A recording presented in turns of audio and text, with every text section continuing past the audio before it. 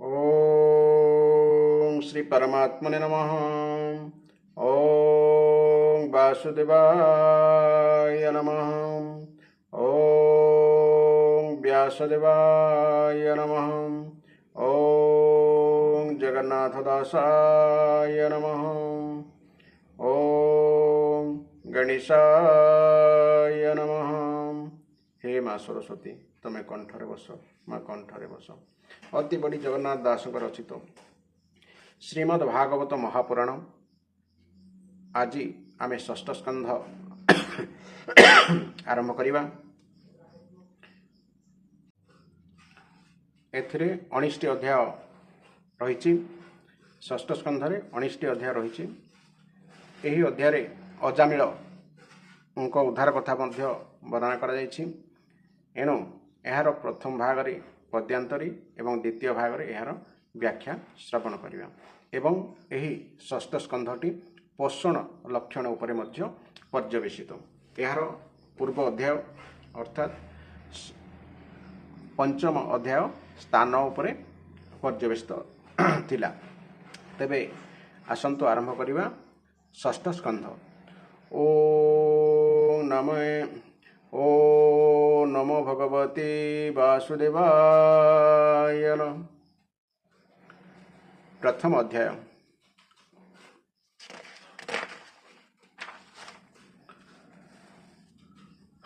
अजामिलकु जमदूते धरन्ते मिली विष्णुदूते ताहांक कथोपकथन प्रथम अध्याय वर्णन। पूर्व काल में आमर पूर्व पीढ़ी बापा आ अजा माने बा जेजे माने निजर पुओंकर नाम विभिन्न भगवान नाम अनुसार नामकरण करुले। तार एक महत्व रही। से महत्व यही अध्याय आम बुझीपर। किंतु आजिकार युवगोष्ठी बा पिता माता माने निजर संतान संतति नाम एमिति भाव में दौरान जार कि केवल श्रुति मधुर, किंतु से नामर कौनसी महत्व ना। तेणु संतान नाम कहीं भगवान नाम दि जाउथला ताहा एही अध्याय किछि आमे बुझी पारिबा। सुकचरणे प्रणमित होइब लंति परीक्षित राजा परीक्षित वाच भोभागवत तुम्भे आदि कहिल जादितीय स्कंधे निवृत्ति मार्ग परकारे जेमंते अर्चिदारिपुरे अर्चिरादिपुरे जोगेल भंति प्रजापति क्रमेता कर संगे मुक्ति तारआ आरो प्रवृत्ति मार्ग जेहि स्वर्गादि सुख जहि पाई प्रकृति विलय भावे जन्म मरण जीव लभे पुणिहु ऐसे पुणि जाए से मार्ग कहिल तृतीय जे पुणि अधर्म लक्षण नरक मानक वर्णन जे स्वयं भुव मनु आदि कहिल चतुर्थे संपादि उतान पाद प्रिय व्रत एबेनी वंशानुचरित दीपव रस मोहिधर नदी उद्यान जे सागर पृथ्वी मंडल स्थान सूर्यमंडल ज्योतिर्गण चंद्रता रका आदि करी भागवी बर अनुसरी जेमंत प्रकार ईश्वर सर्जिले अखिल संसार ए सर्व कहिलो माग एबे पुछई महाभाग नाना प्रकारे जे नरक प्राणी संचरती अनेक उग्रजा तना को भुंजंती कि कले तही न पड़ती विशेष करी महाभाग कह नुरागे मोआग। श्री शुक उवाच মনব চন শরীরে যে প্রাণী পাপ কার্য করে ইহল করে দেহ ধরি যেবে প্রায়শ্চিত ন করি কিয় বা পরম ঈশ্বরে পূজা ন করে ভক্তি ভরে অথবা নাম সংকীর্তনে শ্রদ্ধা ন করে ভগবানে নিশ্চয়ে জাত না নরক সে প্রাণী লভন্তি অনেক যে বণ প্রকারে ভিষক করই চিকিৎসা অনেক ভিষক মানে চিকিৎসক ରୋଗର ଗୁରୁ ଲଘୁ ଜାଣି ନିଦାନ କଥା ପରିମାଣି ତେମନ୍ତ ମରଣର ଆଗେ ସଂଯତ ମନା ହୋଇବେଗେ ପାପର ନିବାରଣ ଅର୍ଥେ କରିବ ସଦ୍ୟ ପ୍ରାୟଶ୍ଚିତେ ରାଜା ପରୀକ୍ଷିତ ବାଚ ପାପ ହିତ ପରିମାଣି ତଥାପି ବିଷୟାରେ ପ୍ରାଣୀ ପାପରେ ପୁଣି ହିଁ ପ୍ରବର୍ତ୍ତେ କି କାର୍ଯ୍ୟ ତେବେ ପ୍ରାୟଶ୍ଚିତେ କେବେ ବା ପାପୁ ନିବର୍ତ୍ତଇ ପୁଣି ହିଁ ପାପ ଆଚରଇ ଏଥୁ ଅନ୍ତରେ ପ୍ରାୟଶ୍ଚିତ କୁଞ୍ଜର ସ୍ନାନ କଲା ମତ ଶ୍ରୀ ଶୁକ ଉବାଚ କର୍ମରେ କରି କର୍ମମାନ ନିଗ୍ରହ କରନ୍ତି ଯେ ଜନ କର୍ମସ ମୂଳେ ନାଶ ନୋହି ଏହାର ସ୍ୱଭାବଟିଏ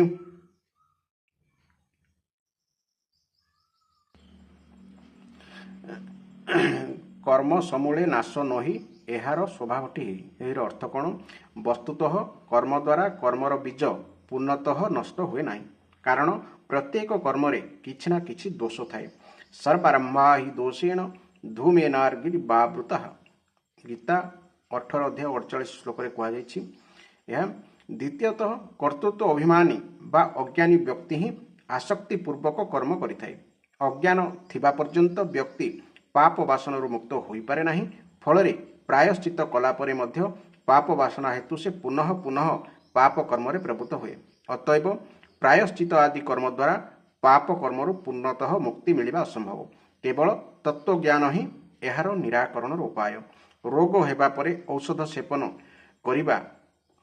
ସେବନ କରିବା ଅପେକ୍ଷା ସୁପଥ୍ୟ ସେବନ ଦ୍ୱାରା ରୋଗ ହେବାକୁ ସୁଯୋଗ ନ ଦେବା ଯେପରି ବୁଦ୍ଧିମତା ସେହିପରି ପାପକୁ ପ୍ରାୟଶ୍ଚିତ କର୍ମ ଦ୍ୱାରା ନଷ୍ଟ କରିବା ଅପେକ୍ଷା ଆଦୌ ପାପ ନ କରିବା ହିଁ ଶ୍ରେୟସ୍କର ଅଜ୍ଞାନୀ ଅଧିକାରୀ ଯେଣୁ ବିଫଳ ପ୍ରାୟଶ୍ଚିତ ତେଣୁ ସୁପଥ୍ୟ ଗ୍ରାସ ଯେହୁ କରେ ତାକୁ ବ୍ୟାଧି ପୀଡ଼ା ନ କରେ ଏହି ନିୟମ ଯେ କରନ୍ତି କ୍ରମେ କଲ୍ୟାଣ ସେ ଲଭନ୍ତି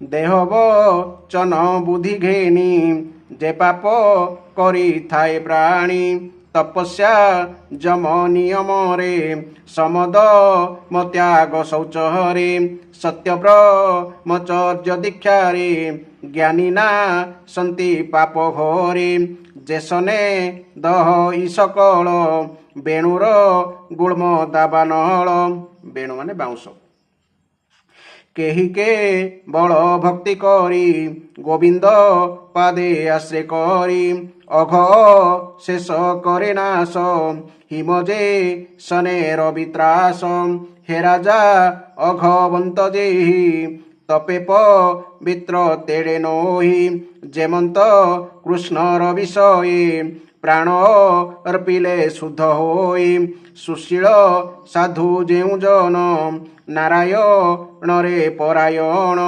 তাহাঙ্ক ভক্তি পথমান লোকর কল্যাণ কারণ রাজেন্দ্র শুণ পরিমাণী কৃষ্ণ বি মুখ যেতে প্রাণী তাহাঙ্ক তপে যেতে ফল সকল হুই নিষ্ফল কৃষ্ণর পাদ পদ্ম দুই তাগুণে অনুরাগী হুই যে এক বেলে বলে নাম স্বপ্নে সে ন দেখই যম ତାଦୁତେ ପାଶ ରଜୁଧାରୀ ନ ଦେଖେ ଚିହ୍ନ ତାହାଙ୍କ ହରି ଯେଇତି ହାସ ପୁରାତନ କହିବା ଶୁଣ ସାବଧାନ ବିଷ୍ଣୁଙ୍କ ଦୂତ ଯମଦୂତ ସମ୍ବାଦ ଅତି ଅଦ୍ଭୁତ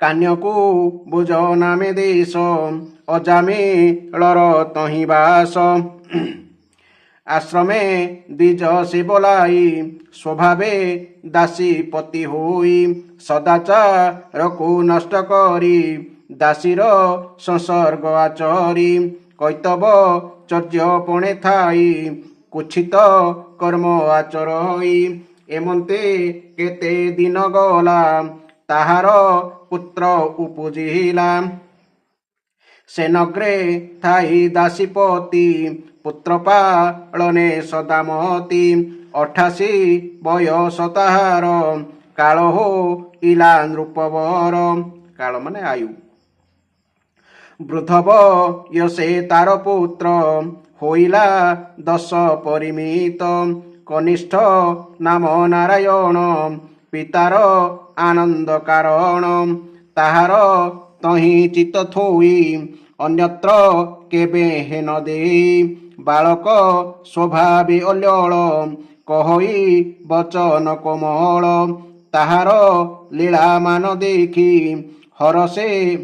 ହରସ କେ ପାରିବ ଲେଖି ଭୋଜନ ଜଳପାନ ବେଳେ ନାନା ପ୍ରକାରେ ସୁଖ ଭଳି ବାଳକ ସ୍ନେହେ ବଶ ହୋଇ ଅଗ୍ରେ ଭୋଜନ ତାରେ ଦେଇ ମରଣ ନ ଜାଣଇ ମୂଢ଼ ବାଳକ ସ୍ନେହେ ଚିତ୍ତ ଦୃଢ଼ ମରଣ କାଳେ ଉପଗତ ତକ୍ଷଣେ କରି ଦୃଢ଼ ଚିତ ବାଳକ ନାମ ନାରାୟଣ ମତିନି ବେଶିଲା ତକ୍ଷଣ ସମନ ଦୂତେ ପାଶ କରେ ମିଳିଲେ ତାର ସମୀପରେ ସମନ ଦୂତ ଅର୍ଥାତ୍ ଯମଦୂତ ଉଚ୍ଚ ପୁରୁଷ ଭୟଙ୍କର ବକ୍ରବଦନ ମହାଘୋର ଲମ୍ବଲୋମ ସର୍ବ ଶରୀର ଦେଖିଅ ଜାମିଳ କାତର ଦୂରେ ବାଳକ ସଙ୍ଗେ ମିଳି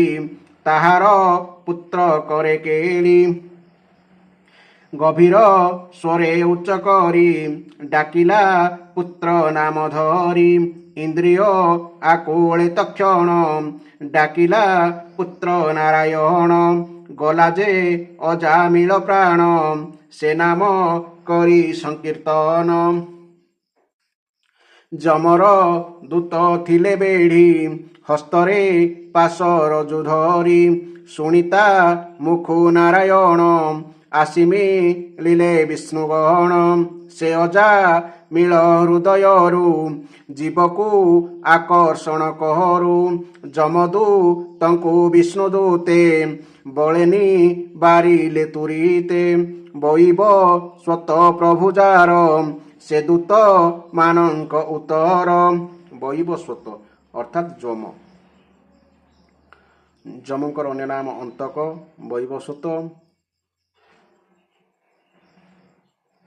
ଏବଂ ସମନ ମଧ୍ୟ ବିଷ୍ଣୁଦୂତମାନଙ୍କୁ କହି ତୁମ୍ଭେନି ବାର କାହିଁ ପାଇଁ ଧର୍ମରାଜର ଆଜ୍ଞାମାନ କିମ୍ପାଇଁ କରୁଛ ଲଙ୍ଘନ କାହାର ତୁମ୍ଭେ ମାନେ ଦୂତ କାହୁଁ ବା ଅଇଲ ତୁରିତ କିମ୍ପାଇଁ ଆମ୍ଭକୁ ନିରୋଧ କିବାଉ ତମ ତୁମ୍ଭେ ସିଧ କିବା ଦେ ବତା ତୁମ୍ଭେ ମାନେ ଥାଅ ଦେବଙ୍କ ସନ୍ନିଧାନେ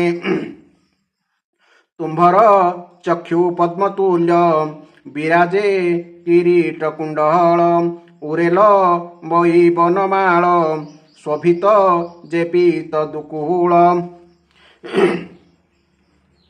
ସର୍ବେନୁ ତନ ତନୁବୟ ଗୁରୁଚ ଚାରୁଚ ତ୍ୱାର ଭୁଜବହ ଶଙ୍ଖଚ କ୍ରଗଦା କମଳ ଏଣେ ଶୋଭାତୁମ୍ଭେ ସକଳ ଧନୁଖ ଡଗ ତୁଣସର ଏ ସର୍ବ ଆୟୁଧ ତୁମ୍ଭର ଦିଗମାନଙ୍କର ତିମିର আত্মকান্তিরে কল দূর আম্ভে ধর্মরাজ কিঙ্কর কিম্পানি সেধ তুম্ভে কর শ্রীশুক বাচ যমদূতଙ୍କ କଥା ଅନ୍ତେ ହସି କହନ୍ତି ବିଷ୍ଣୁଦୂତେ ମେଘ ଗମ୍ଭୀର ପ୍ରାୟ ବାଣୀ ଯମଦୂତଙ୍କ ଆଗେ ଭଣୀ ବିଷ୍ଣୁଦୂତା ଉଚୁହୁ ତୁମ୍ଭେ ଦୂତ ଧର୍ମରାଜାର ତାହାଙ୍କ ଆଜ୍ଞା ଯେବେ କର ଧର୍ମର ଲକ୍ଷଣ କହିବା ଆମ୍ଭର ଆଗେଣ ପ୍ରାଣୀ କି କଲେ ଦଣ୍ଡ ପାଇ ଦଣ୍ଡର ସ୍ଥାନ କେବା ହୋଇ ଦଣ୍ଡକୁ ସହଇ କେମନ୍ତେ ମନୁଷ୍ୟ ଜନ୍ତୁ ଏ ଜଗତେ ଯମଦୂତା ଉଚୁହୁ ବେଦ ବିହିତ ଯେତେ କର୍ମ ସେହି ସଂସାରେ ନିତ୍ୟ ଧର୍ମ ତା ବିନା ଅନ୍ୟ କର୍ମ ଯେତେ ଅଧର୍ମ ବୋଲନ୍ତି ଜଗତେ ସାକ୍ଷାତେ ବେଦ ନାରାୟଣ ଏ ନିଶ୍ଚେ ବ୍ରହ୍ମାର ବଚନ ଏ ବେଦ ଆପଣା ଶକ୍ତିରେ ସତ୍ୱର ଯତମ ଗୁଣରେ ଗୁଣନାମ କ୍ରିୟା ରୂପରେ ଯଥାତଥାରେ ଭିନ୍ନ କରେ ସୂର୍ଯ୍ୟ ଚନ୍ଦ୍ର ଦିଗ ଆକାଶ ପବନ ସନ୍ଧ୍ୟା ଅହର୍ନିଶ ଗାବ ଭୂ ଜଳ ଅଗ୍ନି ଧର୍ମ ଦେହି ଧର୍ମର ସାକ୍ଷୀ ଜାଣ ଗାବ ମାନେ ଗୋ ମାନେ ଇନ୍ଦ୍ରିୟ ଗଣ ପାପକୁ ଏଣେ କରି ଜାଣି ଦଣ୍ଡର ସ୍ଥାନ ପରିମାଣି କର୍ମ ଆୟତ ହୋଇ ଜନ ଦଣ୍ଡରେ ହୁଇ ଭାଜନ ଆହେନି ପାପ ପ୍ରାଣୀମାନେ କର୍ମ କରନ୍ତି ଯେତେ ଜନେ ସତ୍କର୍ମ ଯେମାନେ କରନ୍ତି ସ୍ୱକର୍ମ ଫଳ ସେ ଲଭନ୍ତି ମନ୍ଦ କର୍ମରେ ଯୁକ୍ତ ଯେହୁ ସୁଫଳ ଲଭିବ ସେ କାହୁଁ ବିଧିନି ସେଦ ବିନି କର୍ମ ଏ ନିତ୍ୟ କରନ୍ତି ଆଗମ ବିହିତ କର୍ମ ଯେ କରଇ ତାର ପାପକୁ ଭୟ ନାହିଁ ନିଷେଧ କର୍ମ କରେ ଯେହୁ ସକଳ ଦଣ୍ଡ ସହେ ସେହୁ ଏଘେନି ବେଦ ବ୍ରହ୍ମମୟେ ସୁଜନ ବେଦ ମାର୍ଗେ ରହେ ଧର୍ମ ଆଚରଣ କରନ୍ତି ଯେହୁ ପ୍ରାଣୀମାନ ସେ ପ୍ରାଣୀ ମାନେ ଅବନୀରେ ଫଳାଫଳକୁ ଭୋଗ କରେ हे देव श्रेष्ठ तुम्भे माने संसारे प्राणी माने जेने त्रिविध लक्षण लभंती जे यथा कर्म आचरती त्रिविध लक्षण कौन सत्व रज और तम गुण ए संसार रे त्रिगुण भेद रे पुण्यात्मा बा सुखी पापात्मा बा दुखी एवं पुण्य पाप बा सुख दुख मिश्रित प्राणी माने देखा मिलती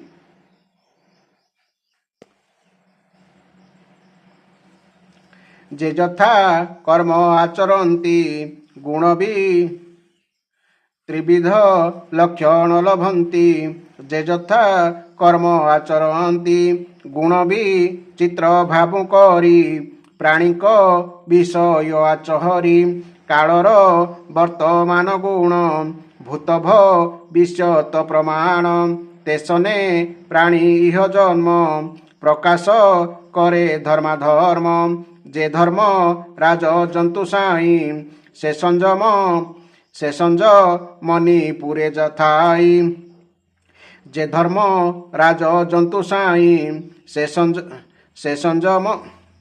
संजमने पुरे थाई प्राणीर अंतर्यामी होई धर्म को नाशई तम गुणरे युक्त होई प्राणीसु कर्म न जानई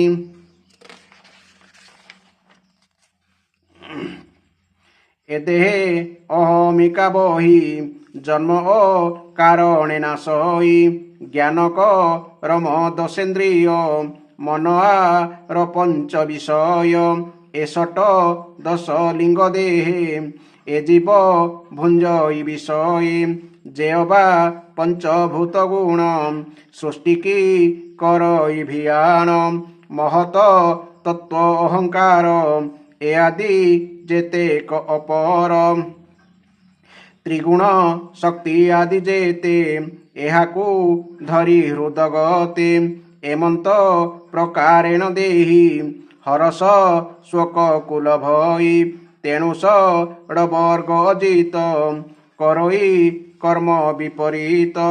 ଷଡ଼ବର୍ଗ ମାନେ କ'ଣ? କାମ, କ୍ରୋଧ, ଲୋଭ, ମୋହ, ମଦ ଓ ମାତ୍ସର୍ଯ୍ୟ।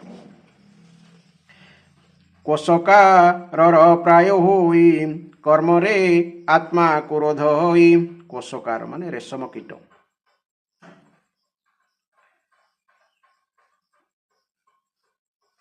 ଏଥୁଅ ଅନ୍ତରେ ପୁଣି ସେହି ତହିଁର ହଇ ମୋହ ହୋଇ ସ୍ୱଭାବେ କର୍ମ ବଶ ହୋଇ ନିରତେ କର୍ମକୁ କରଇ। ଏଥୁଅ ଅନ୍ତରେ ପୁଣ ସେହି ଅଦୃଷ୍ଟ ବସେ ଦେହ ବହି ମାତାପି ତାର ଅନୁରୂପ ଲଭଇ ସ୍ଥୂଳ ସୂକ୍ଷ୍ମ ରୂପ ପ୍ରକୃତି ସାଙ୍ଗ ରୂପରୁଷ ଏ ରୂପ ସର୍ବ করে নাশ। ପୂର୍ବବୃତ୍ତାନ୍ତ ଏବେ ଶୁଣ ବେଦ ସମ୍ପନ୍ନ ଏ ବ୍ରାହ୍ମଣ ଧର୍ମଜ୍ଞ ଶୀଳବନ୍ତ ପୂର୍ଣ୍ଣ ସୁଶାନ୍ତ ସୁଜ୍ଞାନୀ ନିପୁଣ ମୃଦୁମ ଅନ୍ତ୍ରଜ୍ଞ ସୁଚିଦାତା ସତ୍ୟବଚନ ଧୃତବ୍ରତା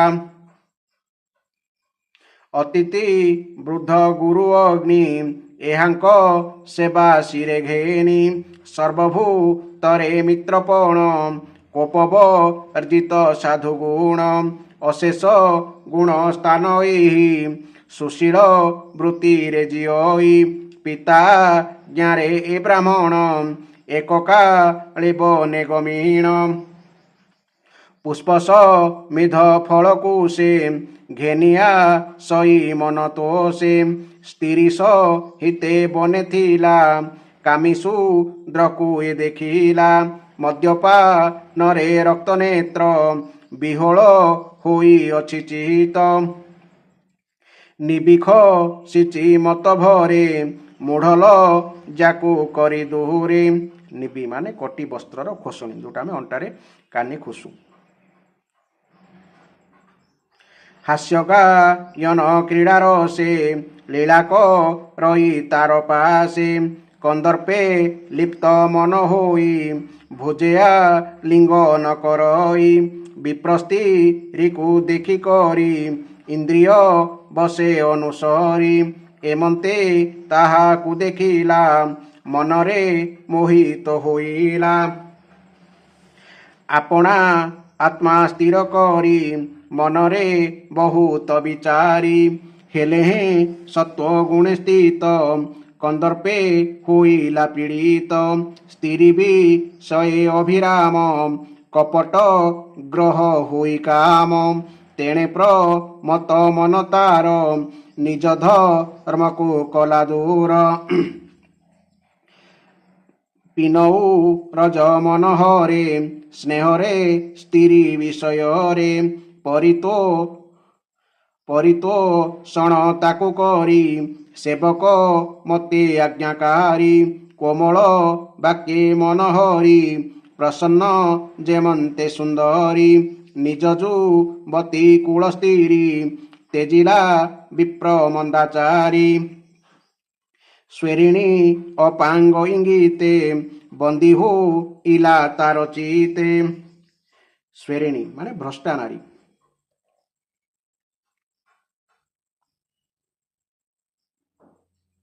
ତା ବିନୁ ନ ଜାଣଇଆନ ତିଳେ ବି ଛେଦ ନୋହେ ମନ ଅଧର୍ମ ବୁଦ୍ଧି ସେ ବ୍ରାହ୍ମଣ ଅଧର୍ମ ବୁଦ୍ଧି ସେ ବ୍ରାହ୍ମଣ ନିରତେ ବେଶ୍ୟା ପରାୟଣ ଧର୍ମେ ଧନ ଆଣି ସନ୍ତୋଷ କର ଈଶ୍ୱରିଣୀ ଯେଉଁ କାରଣୁ ଲଙ୍ଘି ଶାସ୍ତ୍ର ସ୍ୱେରିଣୀ ରତ ବିରତ ଗର୍ହିତ କର୍ମେ ପ୍ରବର୍ତ୍ତିଲା ପୂର୍ବର ଧର୍ମ ନାଶ କଲା ଏଣୁ ଏ ପାପୀ ଦିଜେ ନେଇ ଯମର ছামুরে দেবই বলই জগন্নাথ দাস যমদু তেবেদ প্রকাশ ইতি শ্রীমদ্ভাগবতী মহাপুরাণে পরমহংসা সহিতায়াং ষষ্ঠ স্কন্ধে অজামিল উপাখ্যানে বিষ্ণু যমদূত সম্বাদে নাম প্রথম অধ্যায়।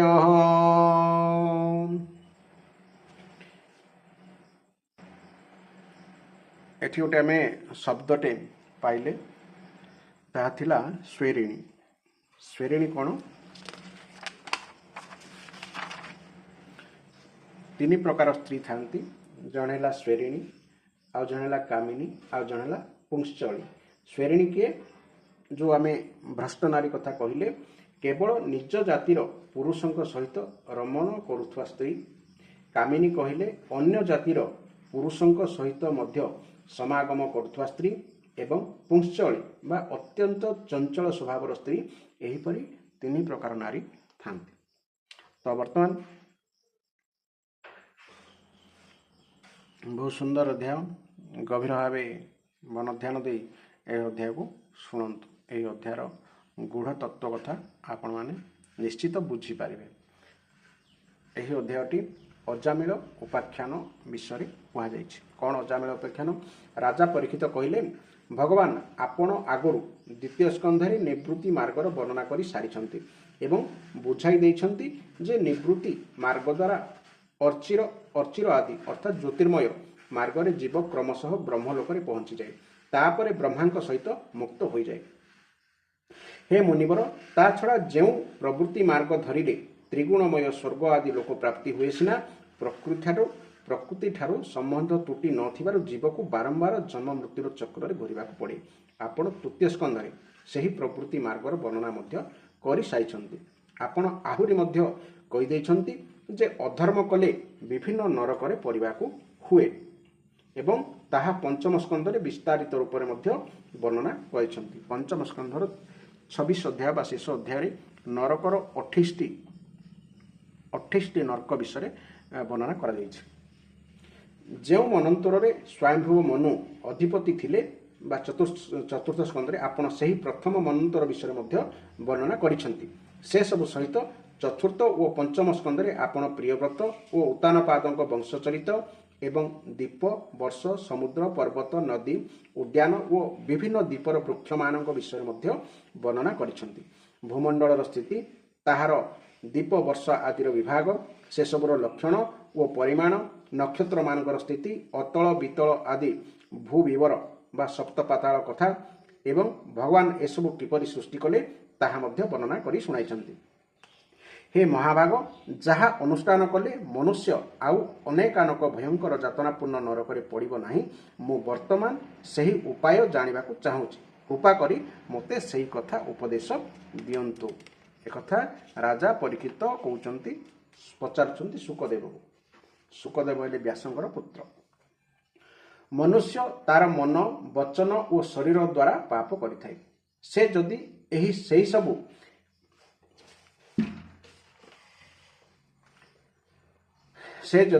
ସେହି ସବୁ ପାପ କ୍ଷୟ କରିବାକୁ ଇହ ଜନ୍ମରେ ପ୍ରାୟଶ୍ଚିତ ନ କରେ, ତେବେ ମୃତ୍ୟୁ ପରେ ତାକୁ ନିଶ୍ଚିତ ରୂପେ ମୁଁ ବର୍ଣ୍ଣନା କରିଥିବା ପଞ୍ଚମ ସ୍କନ୍ଧରେ ବର୍ଣ୍ଣିତ 28ଟି ନରକ ବିଭିନ୍ନ ନରକରେ ପଡ଼ିବାକୁ ହେବ।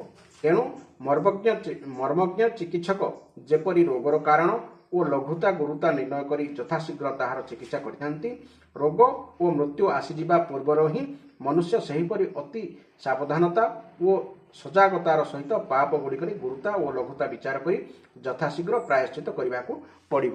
ଅର୍ଥାତ୍ ଶରୀର ଅଛି ମାନେ ରୋଗ ହେବ, ରୋଗ ହେଲେ ଔଷଧ ଖାଇବା ତାର ବିକଳ୍ପ ନୁହେଁ।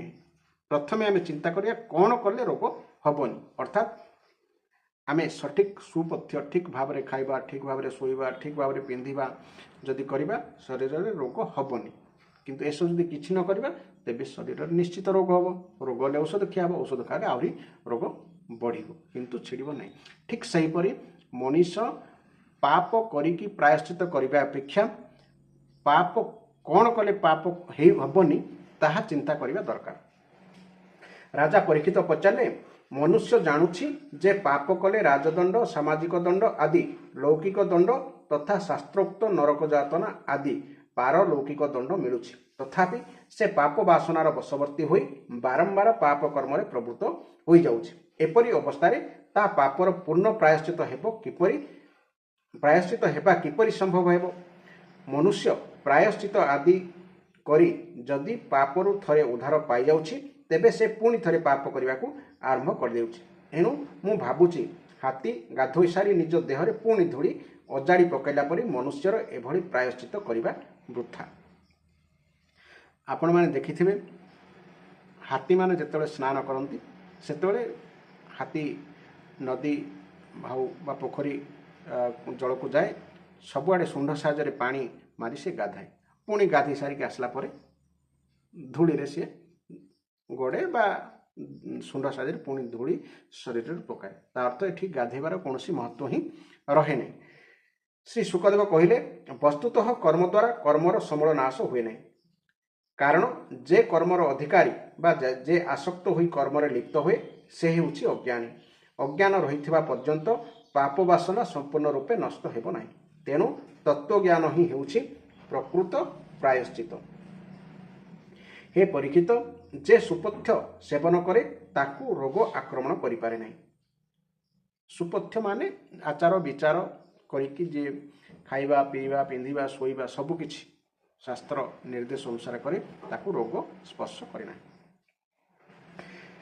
ଠିକ୍ ସେହିପରି ଯେଉଁ ଲୋକ ଯମ ନିୟମ ଇତ୍ୟାଦି ପାଳନ କରି ଚଳେ, ସେ ଧୀରେ ଧୀରେ ପାପ ବାସନା ମାନଙ୍କରୁ ମୁକ୍ତ ହୋଇଯାଏ ଏବଂ କଲ୍ୟାଣପ୍ରଦ ତତ୍ତ୍ୱଜ୍ଞାନ ପ୍ରାପ୍ତ କରିବାକୁ ସମର୍ଥ ହୋଇଯାଏ।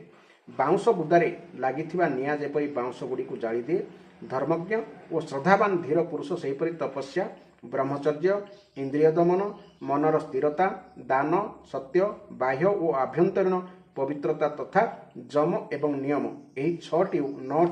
ଏହି ନଅଟି ଉପାୟ ଦ୍ୱାରା ମନ, ବଚନ ଓ ଶରୀର ଦ୍ୱାରା ହେଉଥିବା ବଡ଼ ବଡ଼ ପାପକୁ ବି ନଷ୍ଟ କରିଦେଇଥାନ୍ତି।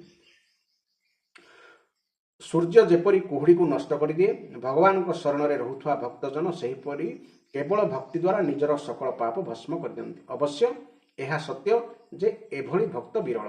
ହେ ପରୀକ୍ଷିତ, ଭଗବାନଙ୍କ ନିକଟରେ ଆତ୍ମସମର୍ପଣ କରିଦେଲେ, ପ୍ରଭୁଙ୍କ ଭକ୍ତମାନଙ୍କର ସେବା କଲେ ପାପୀ ମନୁଷ୍ୟର ଯେଉଁଭଳି ଚିତ୍ତ ଶୁଦ୍ଧି ହୋଇଯାଏ, ତପସ୍ୟା ଆଦି ଦ୍ୱାରା ସେଭଳି ଶୁଦ୍ଧି ହୁଏ ନାହିଁ। ଜଗତରେ ଭକ୍ତିର ପଥ ହେଉଛି ସର୍ବୋତ୍ତମ, ଭୟରହିତ ଏବଂ କଲ୍ୟାଣ ସ୍ୱରୂପ। କାରଣ ଏହି ମାର୍ଗରେ ଭଗବତ ପରାୟଣ, ସୁଶୀଳ ଓ ସାଧୁଜନମାନେ ଚାଲନ୍ତି।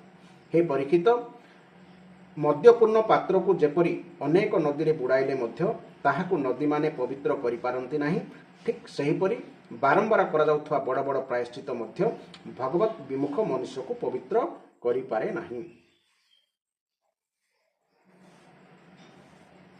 ଯେ ନିଜର ଭଗବତ ଗୁଣ ଅନୁରାଗୀ ମନୋଭ୍ରମରକୁ ଥରଟିଏ ଭଗବାନ ଶ୍ରୀକୃଷ୍ଣଙ୍କ ଚରଣାବିନ୍ଦରେ ମକରନ୍ଦ ଚଖାଇ ଦିଅନ୍ତି, ଜାଣ ସେତିକିରେ ତାହାଙ୍କର ସକଳ ପ୍ରାୟଶ୍ଚିତ ହୋଇଯାଏ। ନରକ ଯିବା କଥା କ'ଣ କହିବା, ସେ ସ୍ୱପ୍ନରେ ବି ଯମରାଜଙ୍କୁ ଏବଂ ତାଙ୍କର ପାଶଧାରୀ ଦୂତମାନଙ୍କୁ ଦେଖିବାକୁ ପାଆନ୍ତି ନାହିଁ। ହେ ପରୀକ୍ଷିତ, ଏ ସମ୍ବନ୍ଧରେ ମହାତ୍ମାମାନେ ଗୋଟିଏ ପ୍ରାଚୀନ ଆଖ୍ୟାନ କହିଥାନ୍ତି। ସେଥିରେ ଭଗବାନ ବିଷ୍ଣୁଙ୍କ ଦୂତ ଯମରାଜଙ୍କ ଦୂତମାନଙ୍କ ସମ୍ବାଦ ରହିଛି। ସେହି ସମ୍ବାଦଟି କହୁଛି ଶୁଣ। କାନ୍ୟକୁବ୍ଜ ନଗରରେ ଜଣେ ଦାସୀପତି ବା ଶୂଦ୍ରାକୁ ରଖିତା ସ୍ତ୍ରୀ କରିଥିବା ଜଣେ ବ୍ରାହ୍ମଣ, ଅର୍ଥାତ୍ କାନ୍ୟକୁବ୍ଜ ନଗରରେ ଜଣେ ବ୍ରାହ୍ମଣ ରହୁଥିଲେ। ତାଙ୍କ ନାମ ଥିଲା ଅଜାମିଳ। ସେ ଜଣେ ଶୂଦ୍ର ଜାତୀୟ ସ୍ତ୍ରୀକୁ ରଖିତା ହିସାବରେ ଗ୍ରହଣ କରିଥିଲେ। ତାର ନାମ ହେଉଛି, ସେଇ ଯେଉଁ ବ୍ରାହ୍ମଣର ନାମ ହେଉଛି ଅଜାମିଳ। ଦାସୀର ସଂସର୍ଗରେ ସେ ଦୂଷିତ ହୋଇଯାଇଥିବାରୁ ତାର ସଦାଚାର ନଷ୍ଟ ହୋଇଯାଇଥିଲା। ସେହି ପତିତ ବ୍ରାହ୍ମଣ କେବେ ବାଟୋଇମାନଙ୍କୁ ବାନ୍ଧି ପକାଇ ସେମାନଙ୍କର ସର୍ବସ୍ୱ ଲୁଟି ଆଣୁଥିଲା, ତ କେତେବେଳେ ଲୋକଙ୍କୁ ଜୁଆ ଖେଳରେ ଠକି ହରାଇ ଦେଉଥିଲା ଏବଂ କେତେବେଳେ ଶଠତା କରି ଅନ୍ୟମାନଙ୍କର ଧନ ମାଗି ଆଣୁଥିଲା, ତ କେତେବେଳେ ଚୋରି କରି ଚଳୁଥିଲା। ଏପରି ଭାବରେ ଅତ୍ୟନ୍ତ ନିନ୍ଦନୀୟ କର୍ମ କରି ସେ କୁଟୁମ୍ବ ପୋଷୁଥିଲା ଏବଂ ଅନ୍ୟ ପ୍ରାଣୀମାନଙ୍କୁ ମଧ୍ୟ ବହୁ ଦୁଃଖ ଦେଉଥିଲା। ହେ ପରୀକ୍ଷିତ, ଏହି ରୂପେ ସେ ସେଠାରେ ବାସ କରି ସେହି ଦାସୀର ପିଲାମାନଙ୍କୁ ଲାଳନ ପାଳନ କରୁଥିଲା। ଏପରି ଚଳୁ ଚଳୁ ତା ଆୟୁର ଏକ ବହୁତ ବଡ଼ ଅଂଶ 88 ବର୍ଷ ବିତିଗଲା। ବୁଢ଼ା ଅଜାମିଳର 10ଟି ପୁଅ ଥିଲେ। ସେମାନଙ୍କ ମଧ୍ୟରୁ ସବୁଠାରୁ ସାନ ପୁଅଟିର ନାମ ଥିଲା ନାରାୟଣ। ବାପା ମା ତାକୁ ବହୁତ ସ୍ନେହ କରୁଥିଲେ। ଅତ୍ୟଧିକ ସ୍ନେହ ହେତୁ ବୁଢ଼ା ଅଜାମିଳ ସେହି ସାନ ପୁଅ ନାରାୟଣ ପାଖରେ ନିଜର ହୃଦୟ ସମର୍ପି ଦେଇଥିଲା। ପୁଅର ଦରୋଟି ବଚନ ଶୁଣି ଏବଂ ତାର ଶିଶୁ ସୁଲଭ ଖେଳ ଦେଖି ସେ ଆତ୍ମହରା ହୋଇଯାଉଥିଲା। ପୁଅର ସ୍ନେହ ବନ୍ଧନରେ ସେ ପୂର୍ଣ୍ଣ ରୂପେ ବାନ୍ଧି ହୋଇଯାଇଥିଲା। ସେ ଖାଇବା ବେଳେ ପୁଅକୁ ପାଖରେ ବସାଇ ଖୁଆଉଥିଲା, ନିଜେ ପାଣି ପିଇଲେ ପୁଅକୁ ଢୋକେ ପାଣି ପିଆଇ ଦେଉଥିଲା। ଏପରି ଭାବରେ ସେ ଏତେ ବିମୂଢ଼ ହୋଇଯାଇଥିଲା ଯେ ମୃତ୍ୟୁ ଆସି ତା ମୁଣ୍ଡ ଉପରେ ବସିଲାଣି ବୋଲି ତାକୁ ଜଣା ପଡ଼ୁନଥିଲା। ସେହି ମୂର୍ଖ ଏପରି ଭାବରେ ଜୀବନ କଟାଇ ଚାଲିଥିଲା। ଏ ଭିତରେ ମୃତ୍ୟୁ ଆସି ପହଞ୍ଚିଗଲା। ତଥାପି ସେ ନିଜର କୁନି ପୁଅ ନାରାୟଣ ବିଷୟ ହିଁ ଭାବୁଥିଲା। ଦିନେ ଦେଖିଲା ଯେ ତାକୁ ନେବା ନିମନ୍ତେ 3 ଜଣ ଭୟଙ୍କର ଯମଦୂତ ଆସି ପହଞ୍ଚିଗଲେ। ସେମାନେ ହାତରେ ଧରିଥାନ୍ତି ଫାଶ ଦଉଡ଼ି।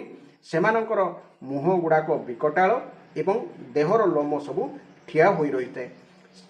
ସେତେବେଳେ ନାରାୟଣ ଟିକେ ଦୂରରେ କେଉଁଠି ଖେଳୁଥିଲା। ନାରାୟଣ ମାନେ ତାଙ୍କ ପୁଅ, ଅଜାମିଳର ପୁଅ। ଯମଦୂତଙ୍କୁ ଦେଖି ଅଜାମିଳ ଭୟରେ ଅତ୍ୟନ୍ତ ବ୍ୟାକୁଳ ହୋଇଯିବାରୁ ଖୁବ୍ ଜୋରରେ ପାଟି କରି ପୁଅକୁ ଡାକ ପକାଇଲା, ନାରାୟଣ ନାରାୟଣ। ସେପଟେ ଭଗବାନଙ୍କର ପାର୍ଷଦମାନେ ଦେଖିଲେ ଯେ ଲୋକଟା ମରିବା ସମୟରେ ସେମାନଙ୍କର ପ୍ରଭୁ ନାରାୟଣଙ୍କ ନାମ ଧରି ଡାକୁଛି, ପ୍ରଭୁଙ୍କ ନାମ କୀର୍ତ୍ତନ କରୁଛି। ତେଣୁ ସେମାନେ ତୁରନ୍ତ ଧାଇଁ ଆସି ତା ପାଖରେ ପହଞ୍ଚିଗଲେ। ଠିକ୍ ସେତିକି ବେଳକୁ ଯମଦୂତମାନେ ଦାସୀପତି ଅଜାମିଳର ଶରୀରରୁ ତାହାର ସୂକ୍ଷ୍ମ ଶରୀରକୁ ଟାଣି ବାହାର କରୁଥାନ୍ତି। ତାହା ଦେଖି ବିଷ୍ଣୁ ଦୂତମାନେ ସେମାନଙ୍କୁ ଅଟକାଇ ଦେଲେ। ସେମାନେ ରୋକିବାରୁ ଯମରାଜଙ୍କ ଦୂତମାନେ କହିଲେ, ଆରେ ଧର୍ମରାଜଙ୍କ ଆଜ୍ଞା ନିଷେଧ କରିବାକୁ ତୁମେମାନେ କିଏ? ତୁମେ କାହାର ଦୂତ? ଆସିଲ କେଉଁଠୁ? ଆମକୁ ରୋକୁଛ କାହିଁକି? ଆମେ ପରା ୟାକୁ ନେଇଯିବାକୁ ଆସିଛୁ।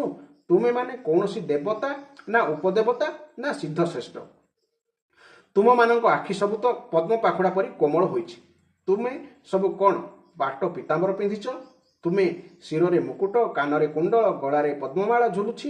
ସମସ୍ତେ ନବଯୁବକ, ସମସ୍ତଙ୍କର ସୁନ୍ଦର ସୁନ୍ଦର ଚତୁର୍ଭୁଜ, ସମସ୍ତଙ୍କ ହାତରେ ଧନୁ, କାନ୍ଧରେ ତୁଣୀର ଓ ହାତରେ ତରବାରୀ, ସମସ୍ତଙ୍କ କରରେ ଶଙ୍ଖ, ଚକ୍ର, ଗଦା, ପଦ୍ମ ଶୋଭା ପାଉଛି। ତୁମ୍ଭମାନଙ୍କ ଅଙ୍ଗକାନ୍ତିରେ ତ 10 ଦିଗର ଅନ୍ଧକାର ଦୂର ହୋଇଯାଇ ସାଧାରଣ ଆଲୋକ ନିଷ୍ପ୍ରଭ ହୋଇଯାଉଛି। ଆରେ ଭାଇ, ଆମେ ହେଉଛୁ ଧର୍ମରାଜଙ୍କ ସେବକ। ତୁମେ ଆମ କାମରେ ବାଧା ଦେଉଛ କାହିଁକି? ଶାସ୍ତ୍ର କହେ, ମଣିଷ ମୃତ୍ୟୁବେଳେ କାହାର ବିକଟାଳ ରୂପ ଦେଖିବାକୁ ଚାହୁଁଛି କି ଭଗବାନଙ୍କର ସୌମ୍ୟ ମୂର୍ତ୍ତି ବା ସୌନ୍ଦର୍ଯ୍ୟ ମୂର୍ତ୍ତି ବା ସୁନ୍ଦର ମୂର୍ତ୍ତି ଦେଖିବାକୁ ଚାହୁଁଛି, ତାହା ମଣିଷ ଉପରେ ହିଁ ନିର୍ଭର କରେ। ଅର୍ଥାତ୍ ମଣିଷ ଯେତେବେଳେ ନିଜ ଶରୀରକୁ ପାପ ଦ୍ୱାରା ଭରିଦିଏ, ଯେତେବେଳେ ସେ ମରେ, ସେତେବେଳେ ଯମଙ୍କର ଭୟଙ୍କର ବିକଟାଳ ରୂପ ଦର୍ଶନ କରେ ଓ ଭୟାତୁର ହୁଏ। କିନ୍ତୁ ଯେଉଁ ମଣିଷ ଶରୀରରେ ପାପ କମାଏ ବା ପାପ କରେ ନାହିଁ ବା ସତ୍ମାର୍ଗରେ ରହି ଶାସ୍ତ୍ର ଅଧ୍ୟୟନ କରେ ଏବଂ ନିରାମିଷ ଭୋଜନ କରେ, ତେବେ ସେ ମଲାବେଳେ ଅନ୍ତତଃ ଭଗବାନଙ୍କର ସୌମ୍ୟ ମୂର୍ତ୍ତି ବା ସୁନ୍ଦର ମୂର୍ତ୍ତି ସେ ଦର୍ଶନ କରେ। ମଲାବେଳେ ସେ ଭୟାତୁର ହୁଏ ନାହିଁ। ଶ୍ରୀ ଶୁକଦେବ କହିଚାଲେ, ହେ ପରୀକ୍ଷିତ, ଯମଦୂତମାନେ ଏପରି କହିବାରୁ ଭଗବାନ ନାରାୟଣଙ୍କ ଆଜ୍ଞାବହ ପାର୍ଷଦମାନେ ହସି ହସି ମେଘ ଗମ୍ଭୀର କଣ୍ଠରେ କହିଲେ। ଭଗବାନଙ୍କର ପାର୍ଷଦମାନେ କହିଲେ, ଆରେ ହେ ଯମଦୂତଗଣ, ତୁମେ ଯଦି ସତରେ ଧର୍ମରାଜଙ୍କ ଆଜ୍ଞାକାରୀ, ତେବେ ଧର୍ମର ଲକ୍ଷଣ କ'ଣ ଓ ତତ୍ତ୍ୱ କ'ଣ ଆମକୁ ଟିକେ କହିଲ। ଦଣ୍ଡ କିପରି ଦିଆଯାଏ? ଦଣ୍ଡର ପାତ୍ର କିଏ? ମନୁଷ୍ୟମାନଙ୍କ ମଧ୍ୟରୁ ସବୁ ପାପୀ ଦଣ୍ଡନୀୟ ନା ସେମାନଙ୍କ ଭିତରୁ ନିର୍ଦ୍ଦିଷ୍ଟ କେତେଜଣ ଦଣ୍ଡନୀୟ? ଏ ବିଷୟରେ ଆମକୁ ଉତ୍ତର ଦିଅ ବୋଲି ଭଗବାନଙ୍କର ପାର୍ଷଦ ବା ଦୂତମାନେ ଯମରାଜଙ୍କର ଦୂତମାନଙ୍କୁ ପଚାରୁଛନ୍ତି। ଯମଦୂତମାନେ କହିଲେ, ବେଦଗଣ ଯେଉଁ କର୍ମ ବିଧାନ କରିଛନ୍ତି ତାହା ହେଉଛି ଧର୍ମ ଏବଂ ଯେଉଁ କର୍ମ ନିଷେଧ କରାଯାଇଛି ତାହା ହେଉଛି ଅଧର୍ମ। ବେଦମାନେ ହେଉଛନ୍ତି ସ୍ୱୟଂ ଭଗବାନ ନାରାୟଣଙ୍କର ସ୍ୱରୂପ। ଆମେ ଶୁଣିଛୁ ବେଦଗଣ ହେଉଛନ୍ତି ଭଗବାନ ନାରାୟଣଙ୍କର ସ୍ୱାଭାବିକ ଶ୍ୱାସ ପ୍ରଶ୍ୱାସ ଓ ସ୍ୱୟଂ ପ୍ରକାଶ ଜ୍ଞାନ।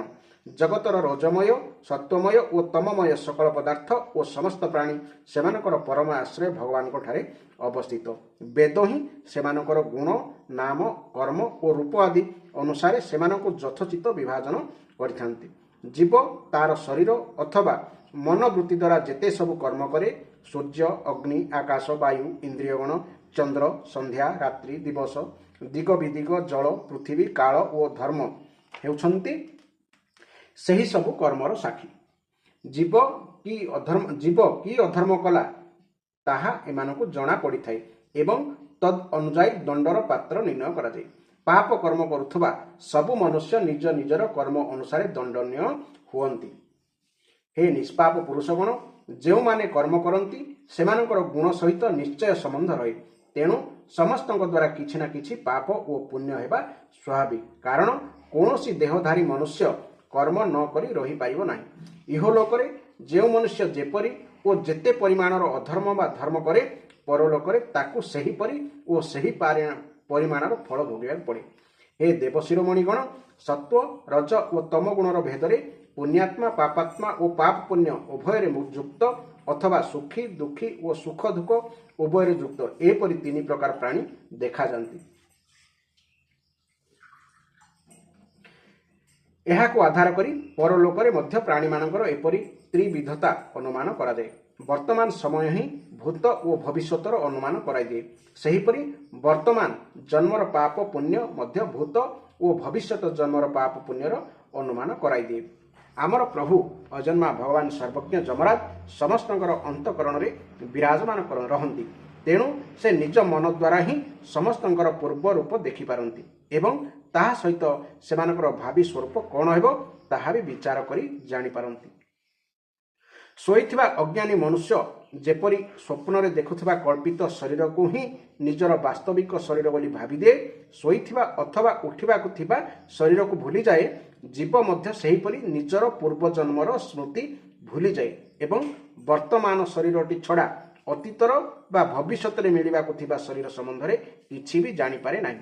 हे सिद्ध पुरुषगण, जीव एही शरीर रे पांच कर्मेंद्रिय द्वारा देवा नेबा चालिबा बुलिबा आदि कर्म करे।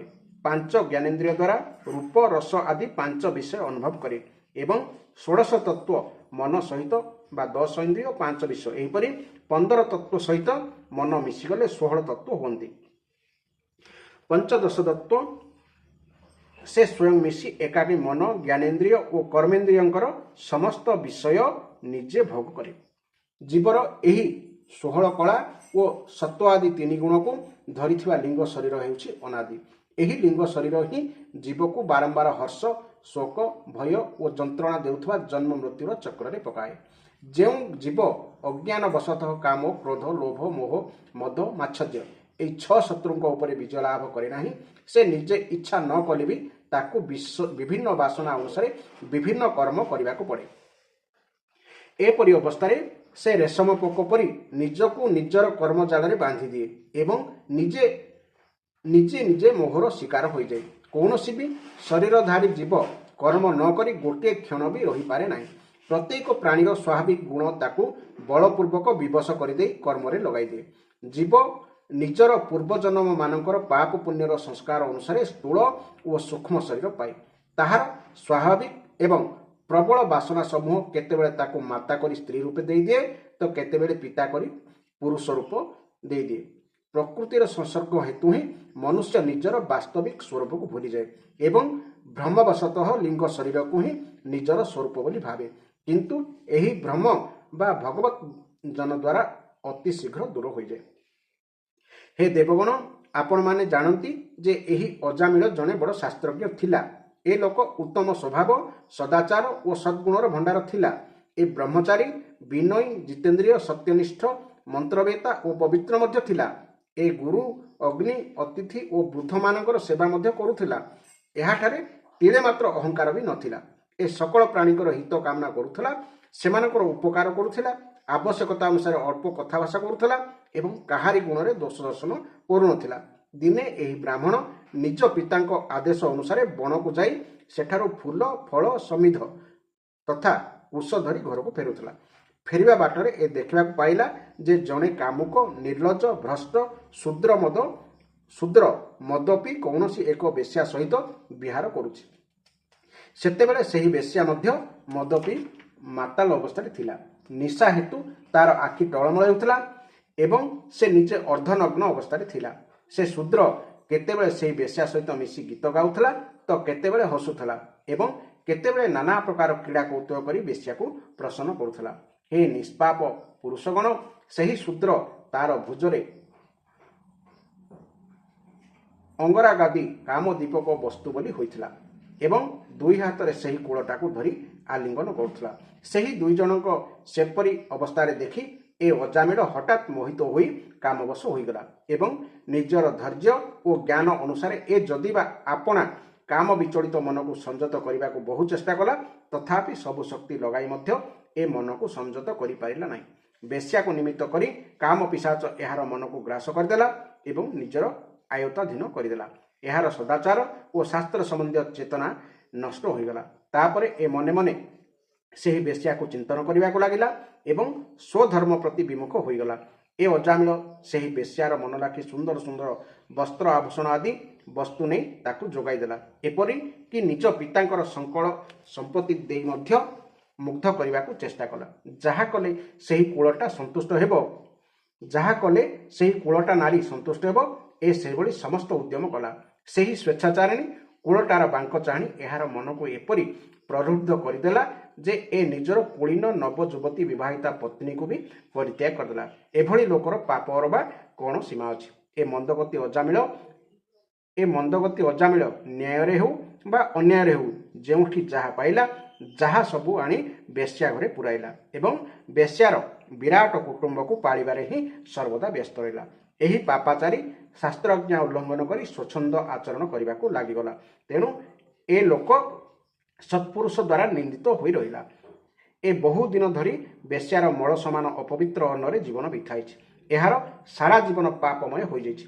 ଏ ଆଜି ପର୍ଯ୍ୟନ୍ତ ସେହି ପାପର କୌଣସି ପ୍ରାୟଶ୍ଚିତ୍ତ ମଧ୍ୟ କରିନାହିଁ। ତେଣୁ ଆମେ ଏହି ପାପୀକୁ ଦଣ୍ଡପାଣି ଭଗବାନ ଯମରାଜଙ୍କ ପାଖକୁ ନେଇଯିବାକୁ ଚାହୁଁଛୁ। ସେଠାକୁ ଗଲେ ଏ ପାପର ଦଣ୍ଡ ଭୋଗ କରି ପବିତ୍ର ହୋଇଯିବ। ଏହା ଥିଲା ଯମଦୂତ ମାନଙ୍କର କଥା ଭଗବାନଙ୍କର ପାର୍ଶ୍ୱଦ ବା ବିଷ୍ଣୁଙ୍କର ଦୂତଙ୍କ ଉପଲକ୍ଷେ। ତେଣୁ ମଣିଷ କ'ଣ ହୁଏ? ନିଜର ମନକୁ ସଂଯତ ନ କଲେ କୌଣସି ନା କୌଣସି ମୁହୂର୍ତ୍ତରେ ତାର ବୁଦ୍ଧି ଭ୍ରଷ୍ଟ ହୁଏ। ବୁଦ୍ଧି ଭ୍ରଷ୍ଟ ହେଲେ ମଣିଷ ତାର ପତନ ପାଏ। ତେଣୁ କୁହାଯାଉଛି ଶାସ୍ତ୍ର ପଢ଼, ଶାସ୍ତ୍ର ପଢ଼ିଲେ ତମର ବୁଦ୍ଧି ଭ୍ରଷ୍ଟ ହେବ ନାହିଁ। ଆଉ ବୁଦ୍ଧି ଭ୍ରଷ୍ଟ ହେଲେ ମଣିଷ ଦଣ୍ଡ ପାଇବା ଥୟ। ଜୟ ଜଗନ୍ନାଥ, ଜୟ ଜଗନ୍ନାଥ। ଏମିତି ଧାରାବାହିକ ଭାବରେ ଶୁଣିବା ପାଇଁ ଚ୍ୟାନେଲଟିକୁ ନିଶ୍ଚୟ ସବସ୍କ୍ରାଇବ୍ କରିବେ ଏବଂ ଫଲୋ କରିବେ। ଜୟ ଜଗନ୍ନାଥ।